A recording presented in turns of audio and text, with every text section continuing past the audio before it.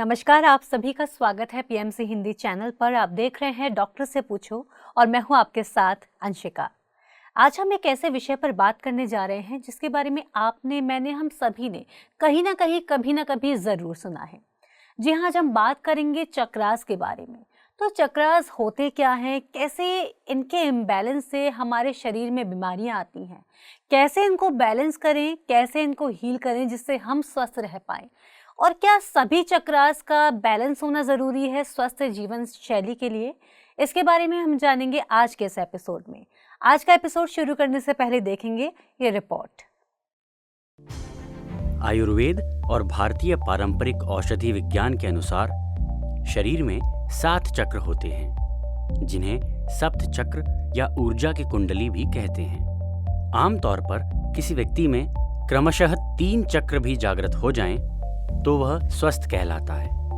हठयोग प्रदीपिका के अनुसार हमारे शरीर में 72,000 नाड़ियां होती हैं, जो 3 मुख्य नाड़ियों बाईं, दाहिनी और मध्य यानी इड़ा, पिंगला और सुषुम्ना से निकलती हैं। इड़ा और पिंगला के संतुलित होने के बाद ही सुषुम्ना जागृत होती है, सप्तचक्र जागृत होते हैं। तो आइए जानते हैं कि हमारे स्वास्थ्य में हमारे इन चक्रों की क्या भूमिका रहती है। मूलाधार चक्र, यह रीढ़ की सबसे निचली सतह पर गुदा के ठीक आगे होता है। यह चक्र शरीर के दाएं बाएं हिस्से में संतुलन बनाने का काम करता है। यह पुरुषों में टेस्टीज और महिलाओं में ओवरी की कार्यप्रणाली को सुचारू रखता है। स्वादिष्ठान चक्र, यह नाभि से 3 अंगुली नीचे रीढ़ में यूरिनरी ब्लैडर के ठीक पीछे स्थित होता है। यह चक्र जेनेटिक, यूरिनरी और प्रजनन प्रणाली पर नजर रखने के साथ ही जरूरी हार्मोन्स के स्राव को नियंत्रित करता है। मणिपुर चक्र, मणिपुर चक्र नाभि के पास होता है। यह पाचक और पैनक्रियाज अतः स्त्रावी ग्रंथि से जुड़ा है। पाचन तंत्र को मजबूती देने और शरीर में गर्मी और सर्दी के सामंजस्य को बनाता है। अनाहत चक्र, यह रीढ़ में हृदय के पीछे थोड़ा नीचे की ओर स्थित होता है। हृदय और फेफड़ों की सफाई कर इनकी कार्यक्षमता को सुधारने में इसकी महत्वपूर्ण भूमिका होती है। इसके साथ ही ये हमारे प्रेम संबंधों को भी प्रभावित करता है। विशुद्धि चक्र, यह गर्दन में थायराइड ग्रंथि के ठीक पीछे स्थित होता है। यह चक्र बेसल मेटाबॉलिक रेट BMR को संतुलित कर पूरे शरीर को शुद्ध करता है। इसके साथ ही यह हमारे संवाद और वाणी को भी प्रभावित करता है। आज्ञा चक्र, यह चक्र हमारे चेहरे पर दोनों बाहों के बीच में पीछे स्थित होता है। इस चक्र का मुख्य कार्य मानसिक स्थिरता और शांति को बनाए रखना होता है। यह मनुष्य के ज्ञान चक्षुओं को खोलता है। सहस्त्रार चक्र, यह शरीर के ऊपरी हिस्से के मध्य में स्थित होता है। इसे शांति का प्रतीक भी कहते हैं। यह शारीरिक, मानसिक, आध्यात्मिक और सामाजिक सभी स्तरों में सामंजस्य बनाता है। यह जीवन के उद्देश्य को प्रकट करता है। तो इस रिपोर्ट में आपने चक्रास के बारे में जाना। आइए इस पर विस्तार से चर्चा करते हैं। हमारे साथ स्टूडियो में मौजूद हैं energy medicine expert doctor S Ranjan ji. उनका स्वागत करते हैं और उनसे जानते हैं चक्रास के बारे में। आपका बहुत बहुत स्वागत है सर। नमस्ते सर, चक्रास के बारे में हमने बहुत कुछ सुना है। जब हम अध्यात्म में बात करते हैं या फिर भारतीय औषधि विज्ञान में चक्रास का बहुत जिक्र आता है, बहुत इंपॉर्टेंट इसको बताते हैं। तो सबसे पहले जानना चाहूंगी चक्रास होते क्या है? बहुत अच्छा सवाल है। देखिए, हमारा ये जो भौतिक शरीर है, भौतिक शरीर का आधार, भौतिक शरीर का बेस हमारे सूक्ष्म तल पर एनर्जी है, एनर्जी बॉडी। और ऊर्जा तो सबके भीतर है। सभी लोग जानते हैं कि हमारे भीतर ऊर्जा बहती है। तो ये जो ऊर्जा हमारे भीतर बह रही है, ये इसके बहने के लिए, उस ऊर्जा के फ्लो के लिए नाड़ीज होती हैं, मेरिडियंस। हठयोग प्रदीपिका में 72,000 नाड़ियों के बारे में बताया गया है, जिनमें सबसे मुख्य होती है सेंट्रल में इड़ा, पिंगला, सुषुम्ना। तो इड़ा, पिंगला, सुषुम्ना जिन पॉइंट्स पे मिलती हैं, जो जंक्शन है नाड़ियों के, वो वास्तव में चक्र है। तो चक्रों को हम अपने भीतर ऊर्जा के जोड़, ऊर्जा के रिजर्वायर के रूप में समझ सकते हैं। जब भी हम कभी रोड से या ट्रेन से सफ़र कर रहे होते हैं तो बीच बीच में कोई जंक्शन आता है, कोई मेन स्पॉट आता है जहाँ पे 2 रास्ते या 3 रास्ते या 4 रास्ते आके मिलते हैं। चक्रास जो है वो नाड़ियों के जोड़ हैं।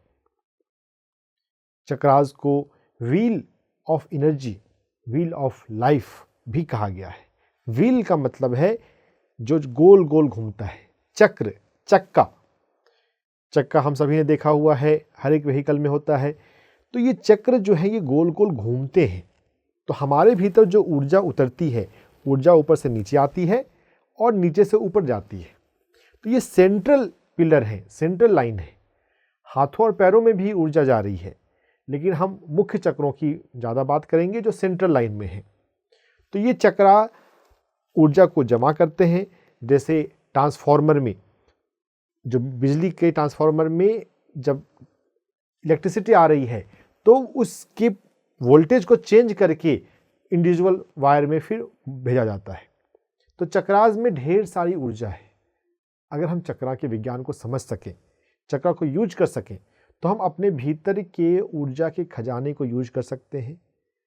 कभी कभी उन्हें संतुलित करने की जरूरत पड़ती है, कभी उनकी ऊर्जा को बढ़ाने की जरूरत पड़ती है।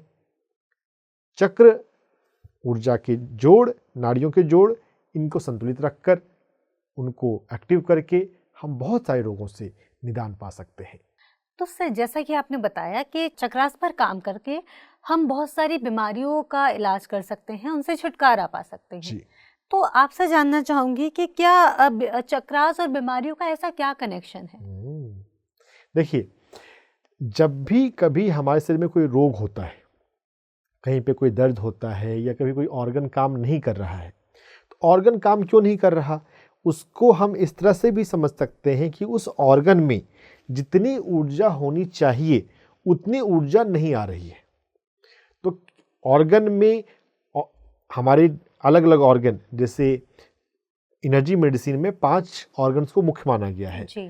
Liver, heart, pancreas, basically pancreas और स्प्लीन, और हमारे दोनों लंग्स और हमारी दोनों किडनी।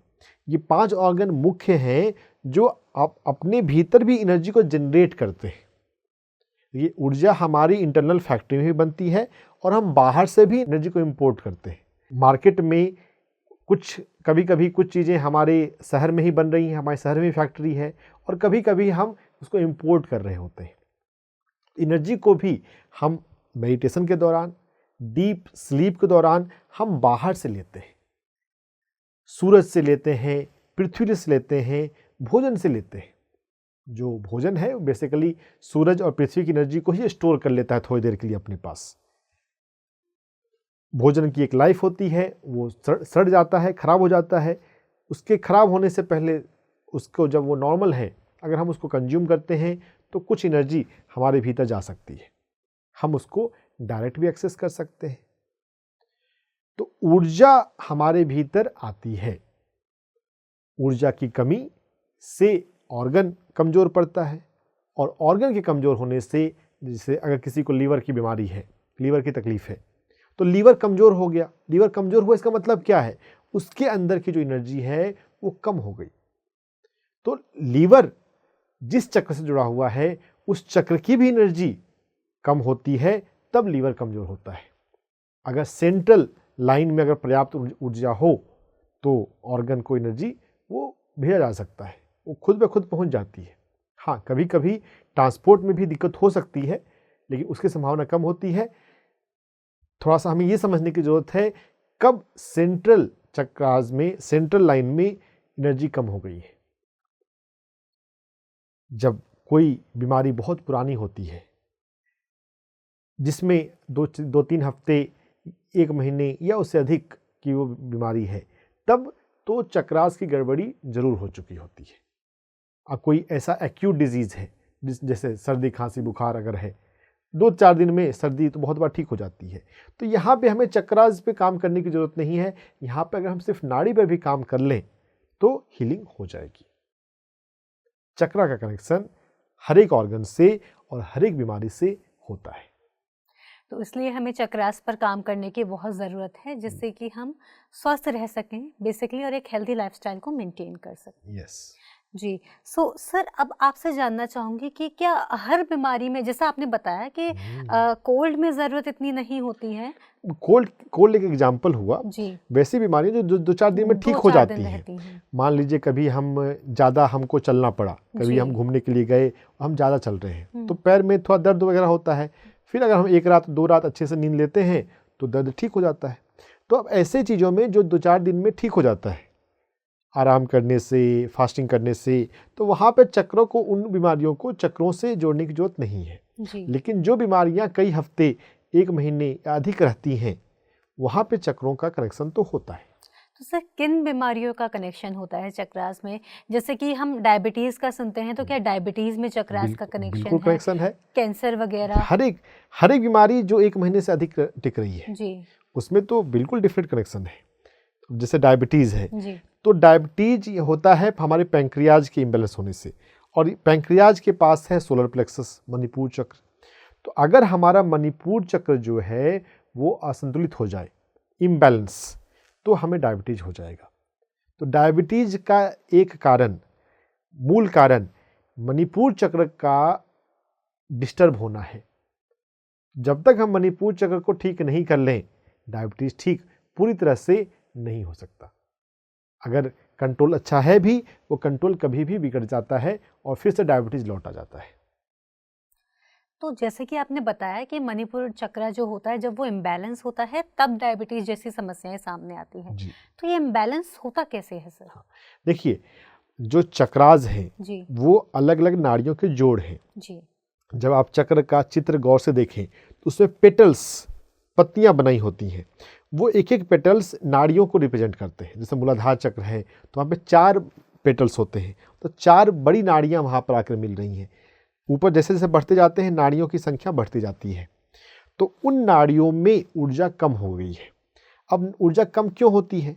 ऊर्जा कम होने का कारण, बड़ा कारण होता है हमारा लाइफ स्टाइल, कि हमारा जो भोजन करना है, हमारा जो सोना है, हम अगर कोई व्यक्ति ऐसा करे कि जितना पैसे वो कमा रहा है उससे ज़्यादा वो खर्च कर ले, वो कोई ऐसा लोन ले ले जिसकी EMI उसकी इनकम से ज़्यादा है, तो वो तकलीफ में आएगा, दिक्कत होगी। बिल्कुल। हम भी अगर अपने जीवन में जितनी ऊर्जा हम मेडिटेशन से और अपनी नींद से कमा रहे हैं, उससे ज़्यादा हम बोलने में, सोचने में, चिंता करने में अगर हम खर्च कर दें तो ऊर्जा तो कम हो जाएगी। बिल्कुल। तो हमें एक्सपेंडिचर और इनकम, इनफ्लो और आउटफ्लो दोनों के प्रति सजग होना सीखना है। बैलेंसिंग ज़रूरी है हर जगह पर। यस, बिल्कुल। जितना ऊर्जा हम यूज़ कर रहे हैं उससे थोड़ी ज़्यादा ऊर्जा हमारे पास होनी चाहिए। यस। अदरवाइज वहाँ पर प्रॉब्लम्स आना शुरू हो जाते हैं। तो सर ये तो बात रही डायबिटीज़ की। क्या मैं आपसे कुछ और बीमारियों के बारे में चर्चा करना चाहूँगी जिसके बारे में आप हमें बताएं, कि जैसे जो बड़ी बीमारियाँ होती हैं, डायबिटीज़ का आपने बता दिया, कैंसर है, तो इन सब के बारे में थोड़ा आपसे जानना चाहूँगी। जैसे कैंसर है तो वहाँ पर कौन सा चक्र इम्बैलेंस है? देखिए, डायबिटीज़ में मणिपुर चक्र तो बैलेंस है ही। जी। जी। बहुत बार डायबिटीज़ का प्रभाव हमारे लंग्स पे, हमारी आँखों पे, हमारी किडनी पे जाता है। जी, लोगों को नज़र कमज़ोर होने लगती है। तो अगर आँखों पे प्रभाव गया है जी। तो आँखों के लिए जो चक्र जिम्मेदार हैं, जो आँखों के नज़दीक है, देखिए, अगर हम चक्रों का लोकेशन समझ लें कि कौन सा चक्र कहाँ कहाँ पर होता है, तो जब भी कोई ऑर्गन अफेक्टेड है उसके सबसे नज़दीक में कौन सा चक्र है, एनाटॉमी वाइज, बनावट वाइज वो चक्र का कनेक्शन है। और साथ ही साथ हमें फंक्शन को भी समझना पड़ेगा कि किस चक्र में कौन सा तत्व है। हमारे भीतर 5 तत्व हैं: क्षिति, जल, पावक, गगन, समीरा। मिट्टी, पानी, आग, हवा और आकाश, ये एक एक तत्व हमारे एक एक चक्रों में अधिक प्रोमिनेंट होते हैं। ऐसा नहीं है कि सिर्फ वही होता है। मूलाधार चक्र है तो वो उसका कनेक्शन पृथ्वी चक्र से, पृथ्वी तत्व से सबसे अधिक है। बाकी तत्व भी होंगे लेकिन उनका प्रोपोर्शन बहुत कम है। तो अगर हमारे भीतर पृथ्वी तत्व इम्बैलेंस हो जाए तो मूलाधार चक्र डिस्टर्ब हो जाएगा। तो पृथ्वी तत्व इम्बैलेंस कब होता है? पृथ्वी, मिट्टी जो सबसे स्थूल है और जो वेट होता है वो सबसे स्थूल से ही आता है। तो अगर किसी पर्सन का वेट कम या ज़्यादा है, दोनों ही कंडीशन में उसका जो मूलाधार चक्र है, पृथ्वी तत्व जो है, वो संतुलित नहीं है। तो ये हुआ फंक्शन, उसके कार्य करने के तरीके से समझना। तो बनावट से समझना और काम करने के तरीके समझना, ये 2 तरीके से हमें थोड़ा चिंतन करना चाहिए। हम चिंतन करने से हम समझ सकते हैं कि किस बीमारी में किस चक्र का रोल है। तो डायबिटीज एक ऐसी बीमारी है जो शुरुआत तो पैंक्रियास से होती है, लेकिन इसका प्रभाव अगर इसको प्रॉपर कंट्रोल नहीं किया जाए, अगर हम अपने अच्छे भोजन से, अपने लाइफस्टाइल से इसको रेगुलेट नहीं करते हैं, तो दूसरे ऑर्गन पे भी इसका प्रभाव जाता है। बहुत बार किडनी, डायबिटीज़ के पेशेंट्स को किडनी भी उसकी प्रभावित हो जाती है, किडनी भी उससे गड़बड़ हो जाती है। कभी कभी डायबिटीज़ में जो मेटफॉर्मिन, जो एलोपैथी दवाइयाँ खा रहे हैं, उसके साइड इफेक्ट से लीवर पे भी कभी कभी असर आ जाता है। तो हमें अगर एलोपैथी दवाइयाँ लेते हैं तो उनके साइड इफ़ेक्ट्स के बारे में पता करना चाहिए कि हम साइड इफ़ेक्ट्स हमारे भीतर ना हो। साइड इफ़ेक्ट्स ना हो, इससे बचने के लिए हमें प्राकृतिक चिकित्साओं पर अधिक ध्यान देना चाहिए। तो अगर किडनी पे इफेक्ट जाता है तो किडनी के पास में है स्वादिष्ठान चक्र। इसका मतलब है कि वैसे पेशेंट्स को जिनकी डायबिटीज़ में उनको यूरिन की भी समस्या है, बहुत कई बार यूरिन के लिए जाना पड़ता है, तो उस मरीज में स्वादिष्ठान चक्र भी डिस्टर्ब हो गया है। मणिपुर चक्र तो डिस्टर्ब है ही, लेकिन साथ ही साथ स्वादिष्ठान चक्र डिस्टर्ब हुआ है। तो एक बीमारी में एक से अधिक चक्र भी डिस्टर्ब हो सकते हैं। ये एक गहरी समझने की बात है। तो अगर एक से अधिक चक्र डिस्टर्ब होते हैं तो हमें मुख्य चक्र पर ज़्यादा काम करना चाहिए, या जो लोअर चक्रास हैं उस पर विशेष रूप से काम करना चाहिए। आगे हम देखेंगे चक्रों पर काम कैसे करें, लेकिन एक बीमारी में एक से अधिक चक्र भी इन्वॉल्व हो सकते हैं। तो डायबिटीज़ में हमें मणिपुर चक्र, और अगर यूरिन की समस्या है तो स्वादिष्ठान चक्र, और अगर पानी की अधिक प्यास लगती है तो हृदय चक्र, जो हमारी जो खुशी का जो इमोशन है, बहुत सारे डायबिटीज़ पेशेंट्स ना खुश नहीं रहते अपनी लाइफ में, तो खुशी का एलिमेंट जो है वो हमारे हार्ट चक्र से, हमारे हार्ट ऑर्गन से जुड़ा हुआ है। तो हृदय चक्र, अनाहत चक्र, वो भी डिस्टर्ब हो सकता है। जी। और सर अगर आँखों में प्रॉब्लम होती है तो फिर कौन सा चक्र है? तो आँखों के पास में है हमारा आज्ञा चक्र। आज्ञा चक्र का रोल है। इनफैक्ट आँखों के, चेहरे के किसी भी चीज़ों के लिए, ईएनटी चीज़ों के लिए, आई, नोज, थ्रोट, इन सभी चीज़ों के लिए हमारे आज्ञा चक्र का महत्व है। जी। तो सर जैसा कि आपने बताया कि हमें किस तरह से जो एक बीमारी में एक से ज़्यादा चक्रास भी इन्वॉल्व हो सकते हैं, तो हमें समझने की ज़रूरत है पहले कि कहाँ पर कौन कौन से चक्रास की प्लेसमेंट होती है, और किन चीज़ों का फिर अगर हम समझे कि अगर बीमारी में हमें क्या चीज़ इफ़ेक्ट हो रही है तो कौन सा चक्र इम्बैलेंस हो सकता है। तो इसी से संबंधित मेरा आपसे अगला सवाल है कि अगर किसी को बीपी की समस्या है तो वहाँ पर कौन सा चक्र इम्बैलेंस है या जिसको हील करने की ज़रूरत है? देखिए, बीपी यानी कि हाई बीपी, हाइपरटेंशन। जी। हाइपरटेंशन में हमारा जो सोलर प्लेक्सस, जो मणिपुर चक्र है, उसका इम्बैलेंस होता है। तो देखिए, डायबिटीज के लिए भी मणिपुर चक्र इम्बैलेंस हो रहा था, और यहाँ पर बीपी के लिए भी मणिपुर चक्र ही इम्बैलेंस है। तो मणिपुर चक्र भी काफ़ी बड़ा है, हर एक चक्र बड़े हैं। तो मूलाधार चक्र में 4 पेटल्स हैं, स्वादिष्ठान चक्र में गए तो 6 पेटल्स यानी कि 6 नाड़ियाँ हैं, मणिपुर चक्र में आए तो 10 मुख्य नाड़ियाँ हैं। तो अलग अलग नाड़ियों के इम्बैलेंस होने से वो गड़बड़ी हो रही है।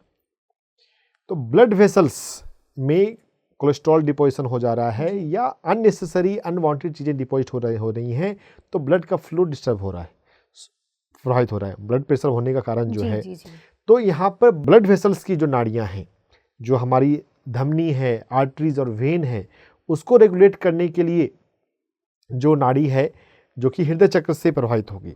लेकिन नाड़ियाँ तो ऊपर और नीचे भी जाती हैं। जो भी नाड़ियाँ मणिपुर चक्र में हैं वो ऊपर हृदय चक्र में भी तो आएंगी। तो मणिपुर चक्र का इम्बैलेंस है, और साथ ही साथ हृदय चक्र का भी इम्बैलेंस हो सकता है। जो लो बीपी है, लो बीपी के वैसे मरीज कम होते हैं, हाई बीपी के मरीज ज़्यादा कॉमन है। तो लो बीपी है तो वहाँ पर हृदय चक्र का अधिक इन्फ्लुएंस है, कि जो हार्ट है वो पंप प्रॉपर नहीं कर पा रहा है, उसे ज़्यादा अच्छे से पंप करने की ज़रूरत है। जो ब्लड फ्लो है वो प्रॉपर हो, प्रेशर अच्छा हो। ब्लड प्रेशर जो है, ब्लड प्रेशर को हम थोड़ा मेडिकली समझें कि जो आर्टरी है, वेन है, वो खून के बहने से वो साइड के वॉल पे ब्लड का जो प्रेशर लगता है वो ब्लड प्रेशर होता है। जो हम नापते हैं ब्लड प्रेशर को, तो जो खून के बहने से आर्टरी पे जो के वॉल्स पे जो प्रेशर लग बन रहा है ना, तो अगर लो बीपी है तो प्रेशर कम बन रहा है, तो हार्ट जो है वो प्रॉपर ब्लड पंप नहीं कर रहा है, थोड़ी सी उसकी ताकत में कमी है, तो हार्ट को मजबूत वहाँ पे बनाने की जरूरत है। तो हार्ट चक्र, हाई बीपी में मणिपुर चक्र, कभी कभी हार्ट चक्र का भी रोल हो सकता है, और जो लो बीपी है उसमें हमें हार्ट चक्र पर काम करने की जरूरत है। जी सर, जैसे कि आपने बताया कि ब्लड प्रेशर में दो चीज़ें होती हैं, एक हाई और एक लो। तो लो ब्लड प्रेशर की शिकार ज़्यादातर महिलाएं होती हैं, ये देखा जाता है। तो वहाँ पर सिर्फ हार्ट चक्र का ही रोल है या कोई और चक्र भी इन्वॉल्व हो सकता है? और भी हो सकता है, हार्ट चक्र का रोल तो जरूर है जी। और अगर हम इसको ऐसे देखें, लुई हे की फिलॉसफी में सेल्फ लव की ज़रूरत वैसे तो सभी को सीखने की ज़रूरत है, लेकिन महिलाओं में विशेष रूप से ज़रूरत है कि महिलाएं अपना परिवार में पति का, बच्चों का सेवा करने में समय बिता देती हैं, अपना केयर करने को उतना ध्यान नहीं देती है। अगर अकेले का भोजन बनाना हो तो नहीं बनाएंगी, कुछ कुछ वैसे बनाकर खा लेंगी, लेकिन अगर किसी दूसरा मेंबर, अगर एक मेंबर भी है तो भी उसको बनाने के लिए प्रॉपर भोजन बनाएंगे। जी जी जी। तो ये क्या दर्शाता है कि अपने लिए हम उतना एफर्ट नहीं कर रहे हैं, दूसरे के लिए हम कर लेते हैं। तो महिलाओं में ये केयर करने की ये आदत है, लेकिन खुद की नहीं है। जी। तो सेल्फ केयर, सेल्फ लव का अभाव है। तो लव, सेल्फ लव, यह भी हृदय चक्र से जुड़ा हुआ है जी। तो लो बीपी जो है वो हृदय चक्र का इम्बैलेंस है। Thank you so much sir, जैसे कि आपने बताया कि सेल्फ लव कितना ज़रूरी है, खास करके महिलाओं के लिए, जो कि वो खुद को निगलेक्ट करके दूसरों के लिए ज़्यादा केयरिंग की भावना रखती हैं। सर, किस तरह से जो सातों चक्रास हैं उनसे एक एक बीमारी का आप हमें बताएं कि किस तरह से वो बीमारियां शुरू होती हैं सातों चक्रास से। देखिए, सबसे पहले हम नीचे से शुरू करते हैं। पहला चक्र होता है मूलाधार चक्र, रूट चक्र। तो मूलाधार चक्र जो है पृथ्वी तत्व से जुड़ा हुआ है।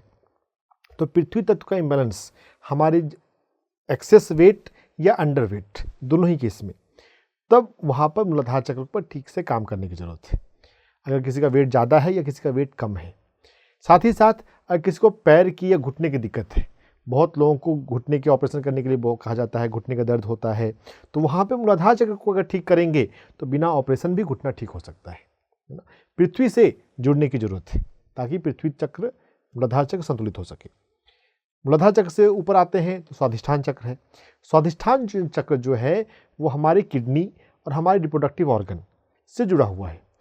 तो किडनी की जो भी बीमारियां हैं, किडनी की अगर कोई प्रॉब्लम है या रिप्रोडक्टिव ऑर्गन की कोई इशू है, गायनी इशू है, तो वहाँ पे स्वाधिष्ठान चक्र की गड़बड़ी है। उससे ऊपर आए तो हमारा मणिपुर चक्र है। सबसे पहले पृथ्वी तत्व, स्वाधिष्ठान चक्र में गए तो हमारा जल तत्व, और स्वाधिष्ठान चक्र से ऊपर आए मणिपुर चक्र तो यहाँ पर अग्नि तत्व। तो यहाँ मणिपुर चक्र जो है इसके पास में हमारा डाइजेस्टिव सिस्टम है, हमारी आंतें हैं, हमारा स्टमक है। तो अगर हमें अच्छा डाइजेशन चाहिए तो हमारा मणिपुर चक्र संतुलित रहना चाहिए। जिन लोगों को भी डाइजेशन की प्रॉब्लम होती है उनको जानना चाहिए कि उनका मणिपुर चक्र शायद काम ठीक से नहीं कर रहा है। तो मणिपुर चक्र काम ठीक से करेगा तो डाइजेशन अच्छा रहेगा। मणिपुर चक्र से ऊपर जाते हैं तो यहाँ पे अनाहत चक्र है।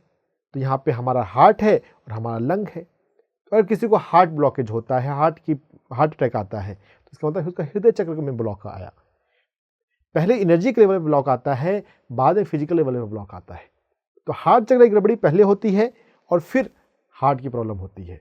अगर कोई पर्सन सजग हो, अपने हार्ट चक्र को हेल्दी रखे, तो उसको लाइफ में कभी हार्ट की बीमारी नहीं होगी। हार्ट के साथ साथ हमारा लंग डिसऑर्डर, किसी को श्वास की तकलीफ है, अस्थमा है या श्वास की कोई भी तकलीफ है, तो वहाँ पे भी हमारे हृदय चक्र का ही रोल है। हार्ट और लंग आसपास में है। किसी को थायराइड की प्रॉब्लम है, चाहे वो हाइपो हो या हाइपर हो, दोनों ही कंडीशन में हमारा जो विशुद्धि चक्र है यहाँ पर वो ठीक से काम नहीं कर रहा है।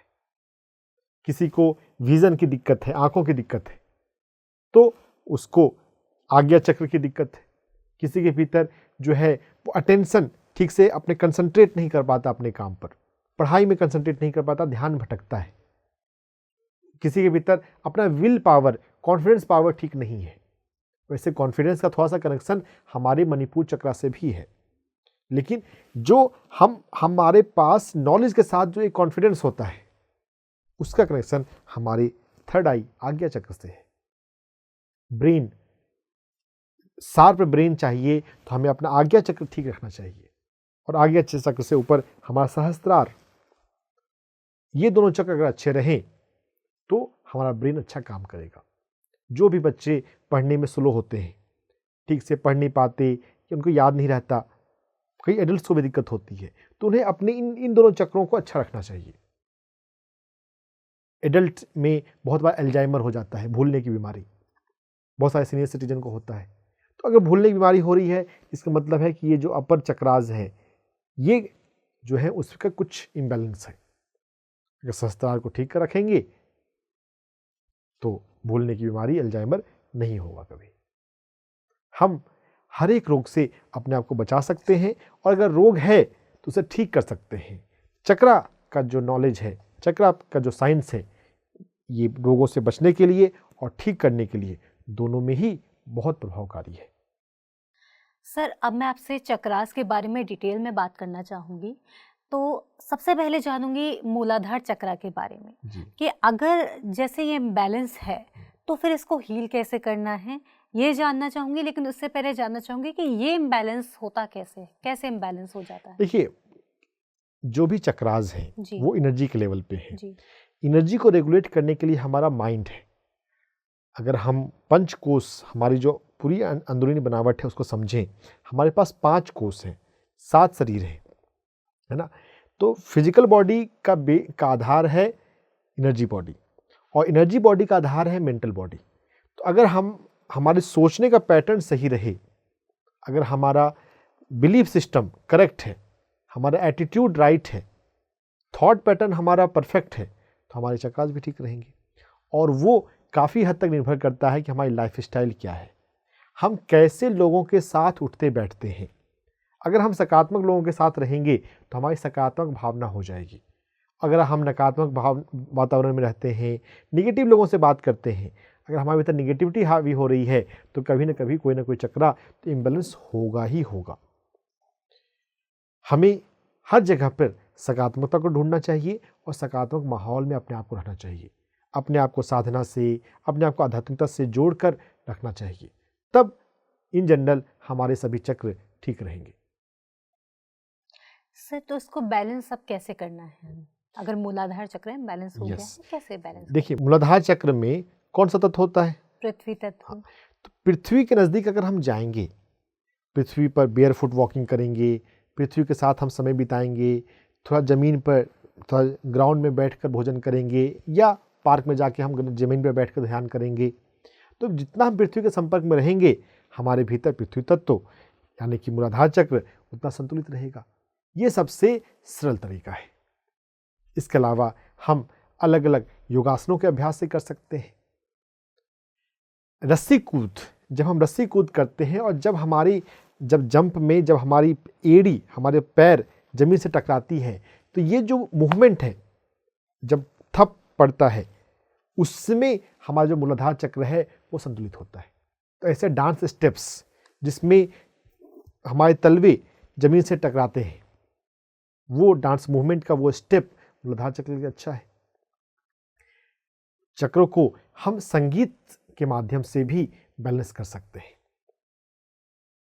शास्त्रीय संगीत में 7 स्वर हैं, और चक्रास के अंदर हम देख रहे हैं सुषुम्ना नाड़ी में 7 चक्र हैं। क्या ये कोइंसिडेंस है? नहीं, उनमें आपस में कनेक्शन है।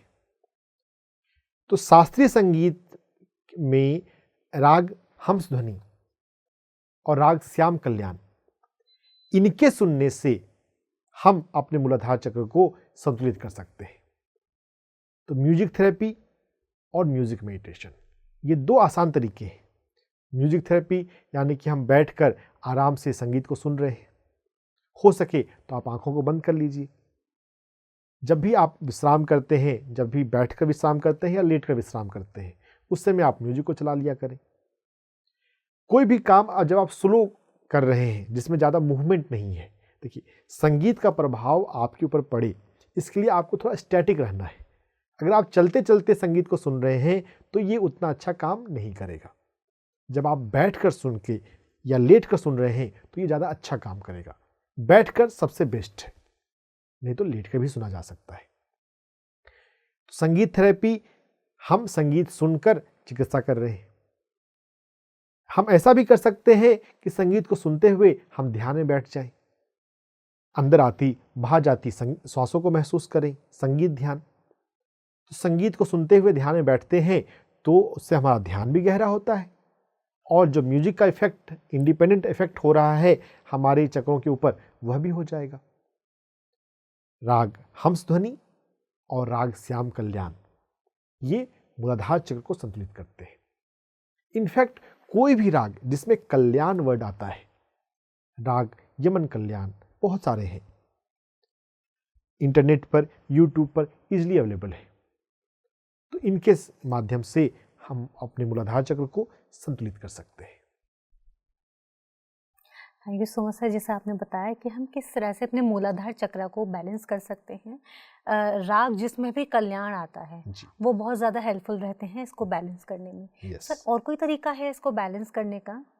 हाँ, हम इसे कलर थेरेपी से भी थोड़ा प्रभावित कर सकते हैं। जी देखिए, कलर थेरेपी में हम यहाँ पर सुजोक और एक्यूप्रेशर पे जाते हैं। जी, सुजोक और एक्यूप्रेशर मिलता जुलता लेकिन अलग ब्रांच है। सुजोक में हम हथेली पर काम करते हैं और तलवों पे काम करते हैं, ज़्यादा हथेली पर ही काम होता है, और पूरी हथेली को हम पूरी बॉडी का रिप्लिका देखते हैं कि ये प्रतिबिंब है हमारे पूरे शरीर का। संस्कृत में एक बात आती है, यद पिंडे तद ब्रह्मांडे, जैसा हमारा शरीर है वैसा ये ब्रह्मांड है। तो जैसा माइक्रो है वैसा मैक्रो है, जैसा मैक्रो है, जैसा बड़ा है वैसा ही माइक्रो है। जैसा हमारा शरीर है वैसा हमारा ये हाथ है। सुजोक में ये सिर हो जाता है, बीच की 2 उंगलियां पैर हो जाती हैं और साइड के हाथ हो जाते हैं। तो अब जब हम पैर को जब देख रहे हैं तो पैर से ऊपर हमारे ये कमर का एरिया आ जाता है। तो इस एरिया को अगर हम इसे हम देखें, अगर हम इसको डायग्राम में अगर हम मेंटली विजुलाइज कर लें कि ये हाथ का एरिया सीधा होकर ऊपर आ जाए, तो ये इस एरिया में 7 जो हम ग्रेजुअली हम पॉइंट, अगर ये पूरा शरीर है मूलाधार टेल बोन से लेकर सिर के सबसे ऊपरी हिस्से सहस्त्रार तक, यहाँ तक, तो वो एक एक एरिया जो है वो चक्रास के हैं। तो उन पे हम जो चक्रास के जो कलर होते हैं, विबग्योर कलर होता है, violet, indigo, blue, yellow, orange और रेड। वैसे इसमें थोड़ी विविधता भी है, थोड़ा सा अलग भी है, लेकिन आसानी से समझने के लिए और ध्यान रखने के लिए बेसिक हम इतना समझ सकते हैं। जब हम साधना में उतरते हैं तो हमको जो ये रंग बताए गए हैं इससे थोड़ा बहुत अलग कलर भी दिख सकता है, मिल सकता है। जैसे हृदय चक्र है, हृदय चक्र काफ़ी बड़ा चक्र है, तो आगे से देखने पर और पीछे से देखने पर दोनों में अलग कलर दिखता है। वहाँ पे ग्रीन कलर भी आता है और पिंक कलर भी आता है। अभी मोटा मोटी हम विबग्योर के कंसेप्ट को याद रखें, तो जो चक्र का जो रंग है उस रंग को लगाने से हम उस चक्र को जागृत कर सकते हैं। मूलाधार चक्र जो है वो हमारी इम्यूनिटी के लिए भी होता है। तो अगर कभी हमारे शरीर में कोई भी इन्फेक्शन हो तो अगर हम मूलाधार चक्र पर काला रंग लगा लें, मूलाधार चक्र पे कोई भी इन्फेक्शन हो अगर हम काला रंग लगा लें तो ये काला रंग लगाने का प्रयोग इन्फेक्शन को कंट्रोल कर सकता है।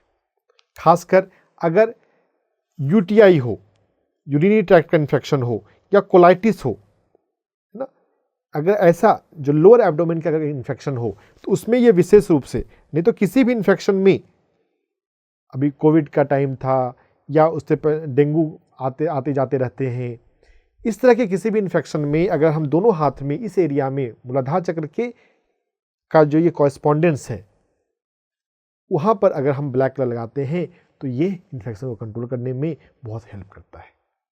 Thank you so much sir, जैसा कि आपने बताया कि कैसे हम मूलाधार चक्र को बैलेंस कर सकते हैं म्यूजिक थेरेपी के द्वारा और सुजोक कॉरेस्पॉन्डेंस और इसके साथ ही एक्यूप्रेशर पॉइंट्स के द्वारा। बहुत बहुत धन्यवाद।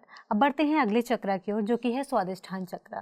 तो सर आपने बताया कि इसमें जब गायनिक प्रॉब्लम्स होते हैं, इस तरह के प्रॉब्लम्स होते हैं, तब स्वादिष्ठान चक्र का रोल होता है, ये इम्बैलेंस होता है, तो उस पर कैसे काम करें, कैसे हील करें इसे? हाँ, देखिए, मूलाधार चक्र में पृथ्वी तत्व है और स्वादिष्ठान चक्र में जल तत्व है जी। तो अगर हम जब भी जल तत्व के संपर्क में जाते हैं, स्नान के लिए जब जाते हैं या किसी नेचुरल वाटर बॉडी में जाते हैं, उस समय अगर हम स्वादिष्ठान चक्र पर फोकस रखते हुए अगर हम भाव करते हैं कि मेरे भीतर स्वादिष्ठान चक्र संतुलित हो, तो भाव से भी हमारे चक्र प्रभावित होते हैं।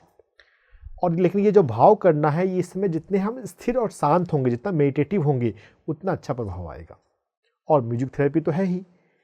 स्वाधिष्ठान चक्र को संतुलित करने के लिए हम राग यमन का प्रयोग कर सकते हैं। यमन म्यूजिक को सुनने से, उसके साथ मेडिटेशन करने से हमारा स्वाधिष्ठान चक्र संतुलित होता है। Thank you so much sir. जैसा कि आपने बताया कि स्वादिष्ठान चक्र को हम कैसे म्यूजिक थेरेपी में राग यमन से बैलेंस कर सकते हैं, तो इसका हम यूट्यूब पर सुनकर और इसको बस सुनने से बैलेंस हो सकता है? सुनने से भी बैलेंस हो सकता है और उस म्यूजिक के साथ बैठकर ध्यान करने से बैलेंस हो सकता है। ओके, तो इसके साथ में ध्यान करना और भी ज़्यादा बेनिफिशियल रहेगा। तो thank you so much sir इसका भी जवाब देने के लिए।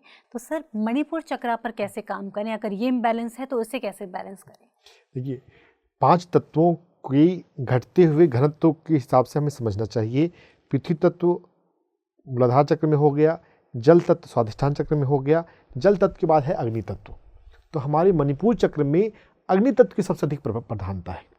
तो जब भी हम अग्नि के सामने जाते हैं और खासकर सूरज के सामने जाते हैं, अगर हम उस समय ध्यान में बैठ जाएं और ध्यान में हमारा ये इंटेंशन हो कि मेरे ध्यान के अभ्यास से मेरा मणिपुर चक्र संतुलित हो जाए, तो जैसे हमारी इंटेंशन होती है वैसा हमारे भीतर ऊर्जा का मूवमेंट होता है। Where attention goes energy flows. तो मेरे भीतर सूर्य प्रकाश में हम 15 मिनट से आधे घंटे के लिए ध्यान में बैठें और यह भाव रखें कि मेरा मणिपुर चक्र संतुलित हो, तो इससे हमारा मणिपुर चक्र संतुलित हो सकता है। मणिपुर चक्र को संतुलित करने के लिए हम राग मालकौंस को सुन सकते हैं। मालकौंस के अलावा हम राग खमाज, अगर कभी किसी को स्टमक की प्रॉब्लम हो, एसिडिटी की या एंजाइटी की प्रॉब्लम हो, तो जब एसिडिटी होती है, स्टमक हमारा डिस्टर्ब होता है, तो वह भी हमारे मणिपुर चक्र से जुड़ा हुआ है, तो राग खमाज है उसके लिए। जब ब्लड प्रेशर की दिक्कत है, हाइपर टेंशन, हाई बीपी, तो राग अहिर भैरव के साथ ध्यान में बैठने से हमारा मणिपुर चक्र संतुलित हो सकता है और बीपी हमारा ठीक हो सकता है। 3 महीने के लिए आप प्रयोग करके देख सकते हैं कि आप अहिर भैरव के साथ ध्यान में बैठिए, देखिए आप पाएंगे कि आपका बीपी जो है धीरे धीरे कंट्रोल रहने लगता है। सर, जैसे कि आपने बताया कि हम मणिपुर चक्र में राग अहिर भैरव को इस्तेमाल करके उसका अच्छे से यूज़ करके हम इसमें हील कर सकते हैं। तो इसके साथ अब मैं अगले चक्र पर आना चाहूँगी, अनाहत चक्र के बारे में जानना चाहूँगी कि कैसे ये डिसबैलेंस हो जाता है और कैसे इसको बैलेंस करना है। देखिए, अनाहत चक्र हृदय चक्र जो है, हृदय का काम है देना, है ना, प्रेम देना जी। जब हम अपने लाइफ में जजमेंटल होते हैं, जब हम खुलते नहीं हैं, बांटते नहीं हैं, बस सोचते हैं कि बस मेरा बैंक बैलेंस बढ़ता रहे, मेरे घर में चीज़ें आती रहें, लोग गिफ्ट्स लेकर, मेरा बर्थडे है तो मुझे अच्छे अच्छे गिफ्ट्स मिले, लेकिन जब हम किसी दूसरे के बर्थडे में जा रहे हैं तो हम सोच रहे हैं कौन सा सबसे सस्ता गिफ्ट हम दे सकते हैं ना। तो जब ऐसी भावना हो कि हम लेना तो चाहते हैं लेकिन देना नहीं चाहते, तो ये एटीट्यूड हमारे हार्ट चक्र को इम्बैलेंस करता है। प्रेम देना सीखें, और जब देते हैं तो प्रेम मिलता भी है। प्रेम मांगना नहीं है, हमें अपने आप को इस काबिल बनाना है, इतना विनम्र बनाना है, इतना मीठा बोलना है, इतना प्यार से बोलना है कि लोग खुद भी हमारे सामने अच्छा महसूस करें और प्रेम देने को तैयार रहें। तो प्रेम देने से, प्रेम स्वीकारने से, अप्रिसिएट करने से, ग्रैटिट्यूड रखने से, थैंकफुलनेस, धन्यवाद देना, कभी भी कोई व्यक्ति हमें हेल्प करता है तो हम अगर थोड़ा सा भी हेल्प करे उसके लिए आपको उन्हें 2 बार 4 बार थैंक यू बोलना चाहिए। जितना हम ग्रैटिट्यूड प्रैक्टिस करते हैं उतना हमारा हार्ट चक्र हेल्दी रहता है। हार्ट चक्र को प्रेम देकर हम हेल्दी रख सकते हैं। सर, क्या हार्मोनल इम्बैलेंस में हार्ट चक्र का कोई रोल है? बिल्कुल है। देखिए, जब सेल्फ लव की जब बात आती है, जैसे सेल्फ लव का कनेक्शन तो कई सारे रोगों में होता है जी। लेकिन जब हार्मोनल डिसऑर्डर है, जहाँ पर गायनी इशू में स्वादिष्ठान चक्र का डिस्टर्बेंस है जी, लेकिन साथ ही साथ हमारे हार्ट चक्र का भी है कि खुद को प्यार नहीं कर रहे। प्यार जब तक हम खुद से नहीं करेंगे तब तक हम दूसरों को प्यार ले नहीं सकते। तो जिन लोगों का भी ये कंप्लेन होता है, बहुत सारे रिलेशनशिप में होता है कि मुझे प्यार मिलता नहीं है, मेरी किस्मत ठीक नहीं है, मुझे प्यार, मेरा पार्टनर मुझे प्यार नहीं करता, वास्तव में वहाँ प्रॉब्लम है कि वो पर्सन, वो लेडी अपने आप को उतना प्यार नहीं कर रही। प्यार देने की बात है तो दे रहे हैं लेकिन खुद को प्यार नहीं कर रहे। तो खुद को प्यार अगर हम नहीं कर रहे हैं तो हम प्यार को रिसीव नहीं कर पाते। तो हार्मोनल डिसऑर्डर में सेल्फ लव को बढ़ाने की ज़रूरत है, हृदय चक्र को ठीक करने की ज़रूरत है। जितना खुद से प्यार करेंगे उतना हमारा अपना हार्ट चक्र हेल्दी होते जाएगा। खुद को प्यार करना चाहिए।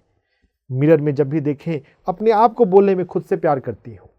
जब भी हम अपने साथ अपना पर्सनल टाइम बिता रहे हों, अपनी बॉडी के एक एक पार्ट्स को फील करते हुए ग्रैटिट्यूड देना चाहिए। स्नान करते समय बहुत अच्छा समय है। पानी की बूंद जैसे जैसे अलग अलग पार्ट में पड़े, हाथ पर पानी जब पड़े, अपने हाथों के लिए हम धन्यवाद दें।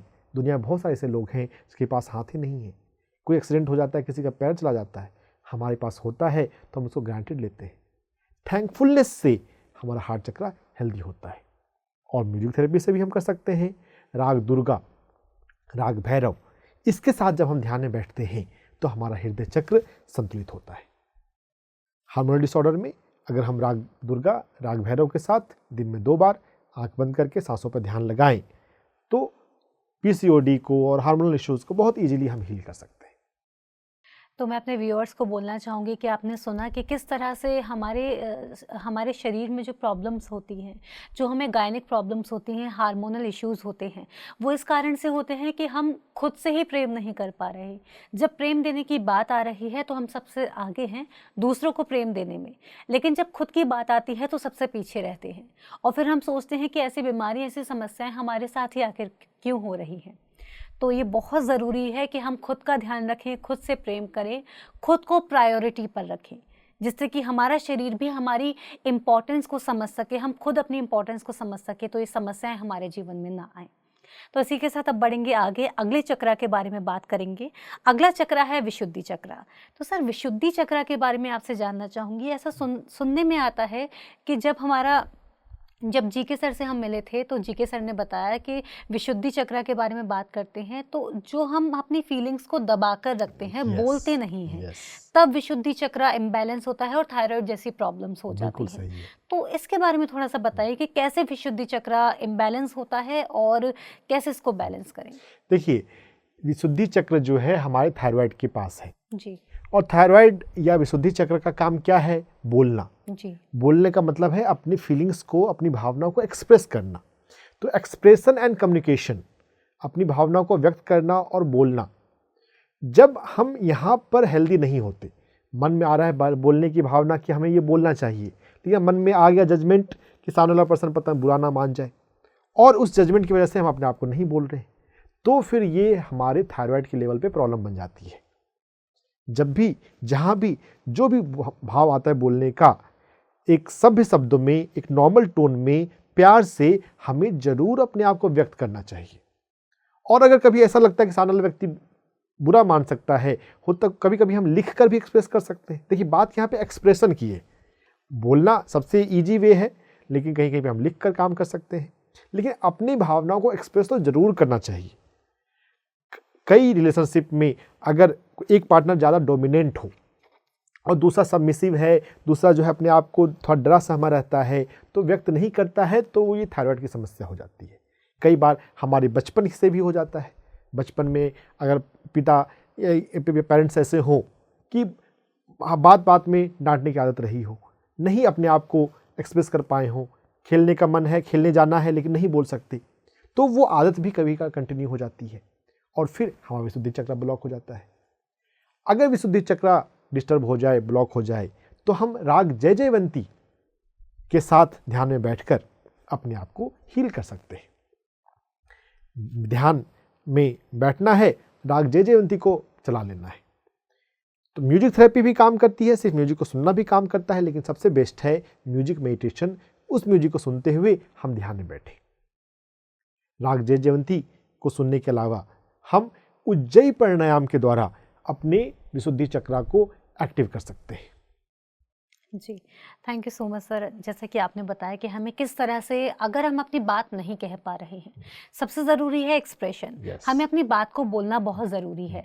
ज़रूरी नहीं है, हमें लोगों का ध्यान रखना बेहद ज़रूरी है कि किसी को बुरा ना लगे, क्योंकि अगर हमें भी कोई कुछ बोलेगा तो हमें बुरा लग सकता है। तो हम इसको इस तरह से कर सकते हैं कि अगर कोई बात हमें किसी से कहनी है, ज़रूरी नहीं है कि जब सब लोग बैठे हैं हम तभी बोलें। हम अलग से उनको बोल सकते हैं कि 1 मिनट आप मेरी बात सुनेंगे, तब हम बात कर सकते हैं, लिख कर के बात कर सकते हैं। और बोलने की टोन बहुत ज़्यादा इम्पॉर्टेंट है कि अगर हम थोड़ा सा प्यार से किसी को कोई भी बात बोलते हैं तो हर कोई समझता है। ऐसी बात नहीं है कि हम ये सोचे कि नहीं उनको बुरा लग जाएगा, तो लोग भी समझते हैं, लोग भी कोऑपरेट करते हैं। ज़रूरत है कि हम थोड़ा सा उसको थोड़े थोड़े एफर्ट डालें, हम बोलने की कोशिश करें। राइट, यहीं पर एक चीज़ और भी अच्छी बात है, कंस्ट्रक्टिव क्रिटिसिज्म। कभी भी कहीं पर हमें कोई बात कहनी हो तो पहले हमें अप्रिसिएट करना चाहिए।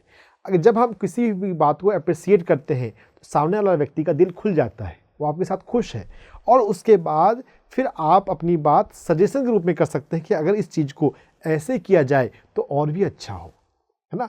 कभी भी डायरेक्ट अपनी शिकायत को, अपने डिसएग्रीमेंट को नहीं रखना चाहिए। पहले अप्रिसिएट करें, कंस्ट्रक्टिव क्रिटिसिज्म, और फिर सजेशन के रूप में अपनी चीज़ों को ऑफर करें। जब अगर ये आर्ट अगर हम सीख जाते हैं तो कहीं हम हर जगह पे अपने आप को एक्सप्रेस कर सकते हैं। एक्सप्रेशन प्रॉब्लम नहीं बनेगा और हमारा विशुद्धि चक्र हेल्दी रहेगा। तो सर इसी के साथ बढ़ेंगे अब अगले चक्र की ओर। तो सर अगला चक्र है आज्ञा चक्र। इसके बारे में जानना चाहूँगी, जैसे कि ये इसका नाम ही है आज्ञा चक्र। तो जब कोई मतलब जब फोकस नहीं कर पाता है पढ़ने में या जॉब पर कहीं पर भी, तो क्या वहाँ पर आज्ञा चक्र डिसबैलेंस हो जाता है, तब ऐसा होता है कि क्या कारण? यस, देखिए आज्ञा चक्र यहाँ पर ब्रेन आ गया ना, हमारा पीनियल ग्लैंड आ गया जी। तो ब्रेन का काम जो है, जैसे पढ़ाई में होता है, बातचीत करने में होता है, चीज़ें जब कोई समझने की बात है या समझाने की बात है, तो इन जगहों पे हमारे इस चक्र का रोल है। तो जब किसी का ब्रेन पावर बढ़ाना है तो हमें समझना चाहिए कि उसके थर्ड आई, उसके आज्ञा चक्र को ज़्यादा पावरफुल बनाने की ज़रूरत है। तो हम थर्ड आई को मसाज करके हम इसे स्टिमुलेट कर सकते हैं। सोने से पहले अगर हम किसी बच्चे का अगर हम यहाँ पे मसाज करते हैं तो उसका जो पीनियल ग्लैंड है, पिट्यूटरी ग्लैंड है, वो एक्टिव होगा। और अगर ये हम ध्यान की बात करें तो ये आइडियल है, क्योंकि ध्यान में अगर हम बैठते हैं तो हमारी ऊर्जा बढ़ जाती है, चाहे हम 5 मिनट के ध्यान में बैठें, और उसके बाद हम इस पॉइंट को हम रब करें, मसाज करें। हम म्यूजिक थेरेपी से भी अपने आज्ञा चक्र को संतुलित कर सकते हैं। राग भूपाली के साथ ध्यान में बैठने से हमारा थर्ड आई जो है वो एक्टिव होता है। स्टूडेंट्स अगर थर्ड आई के म्यूजिक के साथ अगर ध्यान में बैठते हैं तो उनका ब्रेन बहुत शार्प रहेगा, कंसंट्रेशन, मेमोरी उनकी बहुत अच्छी रहेगी, एग्जाम में अच्छे मार्क्स आएंगे। विद्यार्थियों के लिए एक और बहुत अच्छा राग है राग शिवरंजनी। उसके साथ अगर रोज़ 15 मिनट विद्यार्थी बैठें और आंख बंद करके उस म्यूजिक को सुने तो यह भी उनके कंसंट्रेशन को बढ़ाने के लिए बहुत कामकारी है। राग शिवरंजनी को सुनने से कंसंट्रेशन पावर को बढ़ाने में मदद मिलती है। जी सर, तो अब चलते हैं अगले सहस्त्रार पर।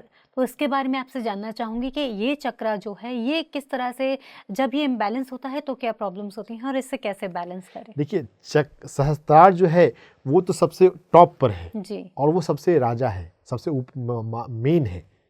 अगर सहस्त्रार गड़बड़ हो जाए तो वो पर्सन अपने इस जीवन को जीने में प्रॉपर ठीक से नहीं रह पाएगा, उसे बात समझ में नहीं आएगी, वो अपने प्रोफेशन में नहीं स्थायी हो पाएगा। ब्रेन को रेगुलेट करने में हमारे आज्ञा और सहस्त्रार दोनों का रोल है। हाँ, सहस्त्रार अगर विकसित हो तो हम अपनी दिव्यता को समझ पाते हैं। जो भी साधक ध्यान में आगे बढ़ना चाहते हैं कि वो अपनी दिव्यता को महसूस कर सके, उनको सहस्त्रार पर विशेष फोकस करना चाहिए। सहस्त्रार को जागृत करने के लिए हम राग भैरवी के साथ ध्यान में बैठ सकते हैं, राग दरबारी के साथ ध्यान कर सकते हैं, और राग कौशिक कन्नड़ा। ये 3 राग सहस्त्रार के लिए बहुत अच्छे हैं। अगर हम 40 दिन इन संगीत के साथ ध्यान में बैठते हैं तो हम पाएंगे कि हम अपने नॉन फिजिकलनेस, अपनी दिव्यता को अधिक अच्छे से महसूस करने लग गए। ये जो ब्रह्मांड है, सर्वव्यापी ब्रह्म है, अपने कॉस्मिक कनेक्शन को हम फील करने लग जाएंगे। हम सिर्फ शरीर नहीं हैं, शरीर से अधिक तो हम चेतना हैं। सहस्त्रार के जागने से हमें यह अनुभूति स्पष्ट रूप से होने लग जाएगी, और अगर हम अपनी दिव्यता को समझने लग जाएं तो हमारे सांस्कृतिक जीवन में जो भी स्ट्रगल है, जो भी दुख है, वो अपने आप छोटे पड़ जाते हैं। एक लाइन को छोटा करने का तरीका है उससे नीचे बड़ी लाइन को खींच देना, और अगर सहस्त्रार आपका जागृत होता है तो ये बड़ी लाइन है आध्यात्मिकता की लाइन। सहस्त्रार जागृत हो जाता है तो बाकी चक्रों को रेगुलेट करना, बैलेंस करना बहुत ईजी है। और आनापानसती ध्यान करने से हमारे सहस्त्रार सबसे पहले जागृत होता है। स्पिरिचुअल रियलिटी वीडियो में हम देखते हैं कि एनर्जी ऊपर से उतरती है, और एनर्जी जब ऊपर उतरती है तो ऊपर का जो चक्र है सहस्त्रार, वही सबसे पहले एक्टिवेट होता है। आनापानसती ध्यान की ये खासियत है। कौन सा चक्र पहले एक्टिवेट हो यह निर्भर करता है ध्यान साधना की तकनीक पे। आनापानसती में पहले सहस्त्रार हमारा एक्टिवेट होता है। हमें दिन में 2 बार ध्यान में बैठना चाहिए। अगर हम नियमित रूप से राग भैरवी, राग दरबारी, राग कौशिक कन्नड़ा इसके साथ ध्यान में हम बैठते हैं तो हमारा सहस्त्रार जागृत होता जाएगा। और इसके साथ साथ हमें थोड़ा सेवा भाव में जाना चाहिए। जब हम दूसरों की सेवा करते हैं, दूसरों का केयर करते हैं, जब हम दूसरों का केयर करते हैं तो भगवान भी हमारा केयर करता है। अगर हम दूसरों का भला सोचते हैं तो भगवान भी हमारा भला सोचता है। और जितना हम भगवत्ता से, दिव्यता से जुड़ जाए, सहस्त्रार एक्टिव हो जाता है। तो सहस्त्रार को जागृत करने के ये तरीके हैं। सर, आपने चक्रास के बारे में बहुत इन्फॉर्मेशन हमारे साथ शेयर की, बहुत अपनी नॉलेज हमारे साथ शेयर की।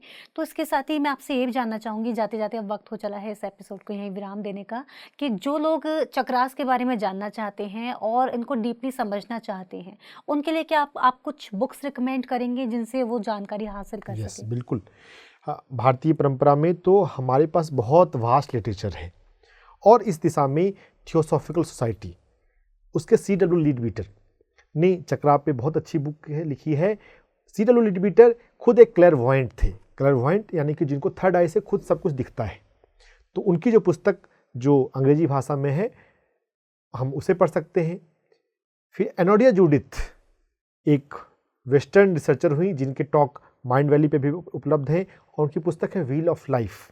डॉक्यूमेंट्री फिल्म भी है इंग्लिश में, हम उसको भी पढ़ सकते हैं।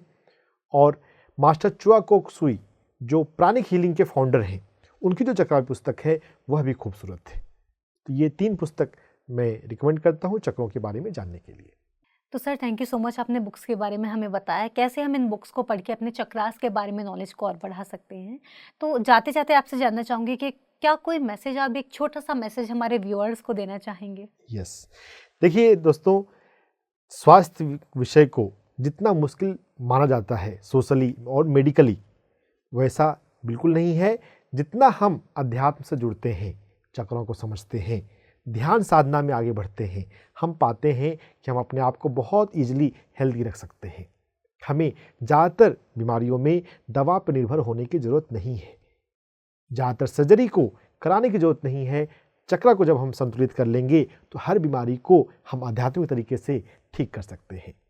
PSSM का ये एक बहुत महत्वपूर्ण प्रिंसिपल है, और आप इसको समझें और इसको अपने जीवन में उतार सकें, इसके लिए ये चक्रा का ज्ञान आपको काफ़ी काम आएगा। जी बिल्कुल, आपने सही कहा सर कि कोई भी बीमारी ऐसी नहीं है जो हील ना हो सके, और चक्रास पर काम कर कर हम लगभग सभी बीमारियों को हील कर सकते हैं। यस, तो इसके साथ एक बार फिर आपको धन्यवाद देना चाहूँगी, आप यहाँ आए, आपने अपना कीमती समय हमें दिया और अपना विजडम, अपनी नॉलेज हमारे साथ शेयर किया। आपका बहुत बहुत धन्यवाद सर। थैंक यू जी। तो दर्शकों, इसी के साथ आज के इस एपिसोड में इतना ही। जाते जाते एक बार फिर आपको बता दूं कि आज हमने चक्रास के बारे में बात की। 7 चक्रास जो होते हैं वो कैसे इम्बैलेंस हो जाते हैं, कैसे उनको बैलेंस हम कर सकते हैं, और उनके इम्बैलेंस होने से कौन सी बीमारियां हो सकती हैं, सब कुछ हमने जाना। आशा करती हूँ आज का ये एपिसोड आपको पसंद आया होगा। इसी के साथ लेती हूँ आपसे आज्ञा, फिर आपसे होगी मुलाकात डॉक्टर से पूछो के अगले एपिसोड में। तब तक के लिए मुझे दीजिए आज्ञा, और आप देखते रहिए PMC हिंदी चैनल। नमस्कार।